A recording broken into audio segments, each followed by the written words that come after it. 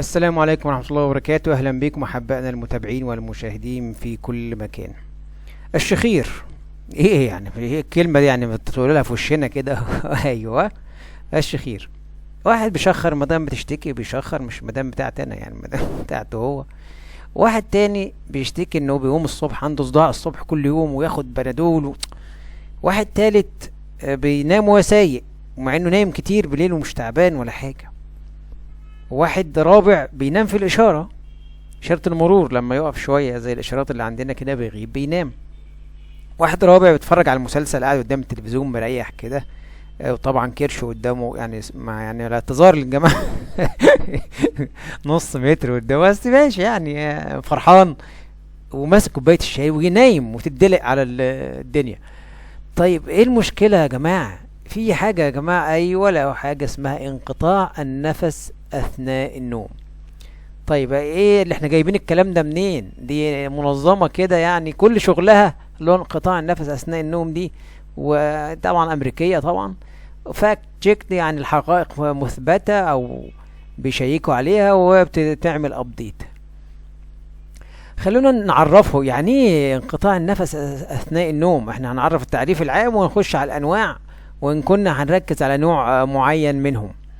طيب بقول لك ده انقطاع متكرر كده في النفس اثناء النوم، وده بيؤدي الى ان جودة النوم بتبقى سيئة، ويؤدي الى، شوفوا دي، مشاكل في الجهاز الدوري، مشاكل صحية في الجهاز الدوري اللي هو ايه؟ القلب والاوعية الدموية. بيقول لك الاشخاص دول معذورين ليه يا سيدي؟ معذورين ليه؟ قال لك ان هو لا يدرك، دو نوت ريلايز اللي بيحصل، يعني سليبنج، المشاكل في النفس بتاعته وهو نايم. طيب احنا في المقال ده او في الحلقة دي هنعرض لايه سريعا كده الاسباب والاعراض والعلاج والمضاعفات برضو هم تحت. طيب الانواع، في النوع الشائع اللي هو لك من 10 ل 30% من ادلتس دول اللي هم عندهم مرحلة الطفولة يعني في الولايات المتحدة، وده بيخليه النوع الشائع اللي هو الاوبستراكتيف، اللي فيه بيحصل انسداد في مجرى الهواء. الهواء بالتالي ما بيمشيش بحرية، العيان كمية الاكسجين في الدم بتاعته بتقل، فبيجي صاحي زي ما يكون ايه، هو بيشخر شويه تلاقيه بياخد يعني خلاص زي ما يكون ربنا يعافي الجميع يعني لا تستطيع الضحك بس يعني يعني الناس يقول لك خلاص هيطلع في الروح، بص تلاقيه صحي من النوم دقيقة كده ويروح ينام تاني، وهكذا تكرار هذه الحركة مكررة طول الليل. طيب في نوع بقى من مركز التنفس، مش يعني ده 1%، فمش عشان ما نطولش مش هنتطرق له كتير. وفي نوع ميكسد يعني، او من هنا شوية ومن هنا شوية. طيب ايه يا سيدي الاعراض؟ الاعراض اهو زي ما بقول لك، اعراض بتبان ازاي؟ يعني طول النهار excessive sleepiness during the day، يعني طول النهار كده عايز ينام مع انه نايم بالليل على كلامه ان هو نايم. الشخير مستمر يعني او منتظم. اللي قلنا بيكون في النفس بينقطع كده، يعني البارتنر بتاعه اللي هو معاه في السرير زي ما هم كاتبين كده، هو ده اللي بيلاحظ قصة ان هو اثناء النوم يقول لك ده زي ما يكون نفسه هيقف ودقيقة ويرجع تاني. الصبح صداع صباحي، مش مرتاح في النوم، ريستلس، مش هادي. مشاكل برضو اثناء النوم، مش قادر ينام متواصل، النوم المتواصل مش موجود، ممكن يقوم النوم كتير يروح الحمام يعمل تبول، عزكم الله. العصبية مود تشينجز، يعني مزاجه مش معتدل، عصبي. التركيز قليل والانتباه قصير، يعني ما ينفعش ينتبه فترة طويلة. عرق بالليل، ما بيصحى من النوم ما بيصحى مقريف. طب انا نايم ليه مش كده؟ خلينا بقى من السنترال دي او النوع التاني، مش ننزل تحت برضو كده. ايه اللي السبب اللي قدامنا ان العضلات في منطقة الحلق والزور كده دي بتقفل مجرى الهواء. برضو مش هنتطرق للنوع التاني. طب ايه العوامل الخطورة اللي بتخلي ريسك فاكتورز اللي بتخلي الموضوع ده اكثر شيوعا يعني، او بتؤدي اليه بصورة اكبر؟ قال لك الرجالة يعني اكتر شوية من الستات، وان كان مع التقدم في السن الموضوع بيقل شوية، الفرق بيقل بينهم يعني. طيب مع السن الموضوع بيبدأ مع بداية نقول ايه الشباب كده، او تبقى راجل يعني، لان اللي بيزيد لغاية 60 سنة وبعدين يبدأ يثبت شوية ايه الموضوع ده. طيب الناس اللي سنها اللي وزنها زايد، كتلة الجسم ده، مؤشر كتلة الجسم زي ما بيقولوا عليه، او البي ام اي او البادي ماس اندكس، بيكون بيزود الخطورة بتاعت الموضوع ده كله. طيب مشاكل برضو الناس اللي مثلا عندهم لسان كبير، عندهم منطقة الفك دي فيها مشاكل، لو بالذات اللور جو، الفك السفلي قصير، ده بيعرضهم لكده برضو. عوامل تانية، ان الناس اللي بتنام على ظهرها، الناس اللي بتشرب سجاير، الناس اللي عندها احتقان متكرر في الانف، الناس اللي عندها تاريخ مرض في العيله بهذا الموضوع، لو انسداد النفس اثناء النوم، الجماعه اللي بياخدوا كحوليات، ربنا يعزنا جميعا، اللي بياخدوا ادويه يعني بتخلي فيه منومات وهذا الموضوع. تاني حاجة بنتكلم على اللي عندهم مشاكل في الغدة الدرقية، غدة مهمة جدا، غدة درقية مش عشان هي في المنطقة دي يا جماعة، لا، عشان الهرمونات والحاجات اللي بتفرزها.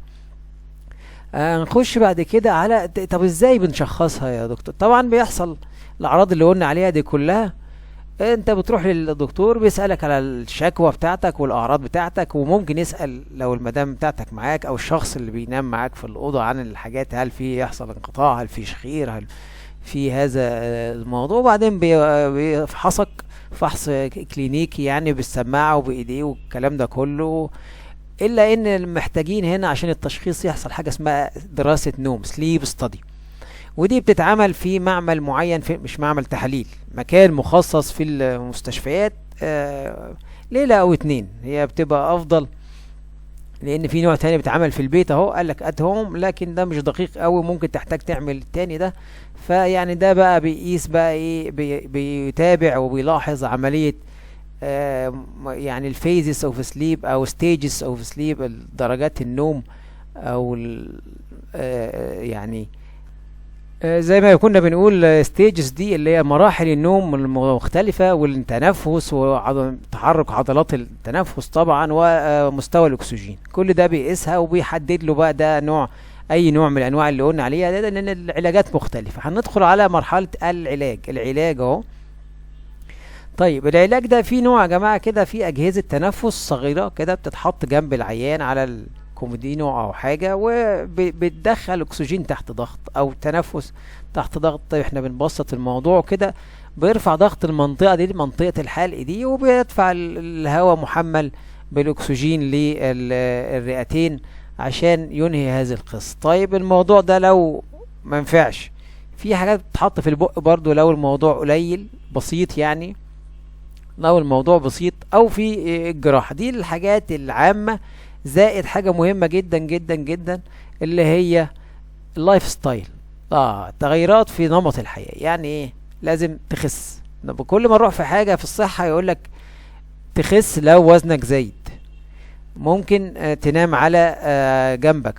طبعا احنا يعني الجانب الايمن يعني مدعو اليه، يعني ما فيش واحد بيغيب طول الليل على جنب واحد يعني دي، لكن على الجنب يقول لك احسن من النوم على الظهر. التدخين، توقف التدخين، الكحوليات ربنا يعزنا ويعزكم منها، والتمارين. شفتوا الحاجات يعني نفس الحاجات دي بتصلح برضو السكر. زي ما قالوا في حاجات بتتحط في البق لو الموضوع بسيط، وفي الجراحات، وفي برضو اثناء الجراحات ممكن يعملوا زي يستحثوا عصب معين كده على العمل، بحيث انه المنطقة دي ما تقفلش. دي بصورة عامة العلاجات.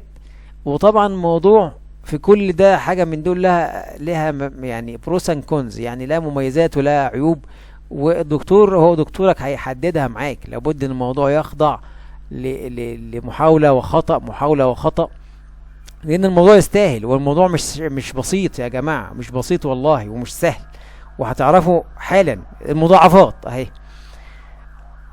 السليب ابني يعني بيعمل ممكن مشاكل كتيرة جدا، غير انه بيقلل جودة النوم، وبيقلل مستوى الاكسجين في الدم، وده بيؤدي الى اهو الناس كاتبة يعني احداث صحية او مخاطر صحية خطيرة جدا.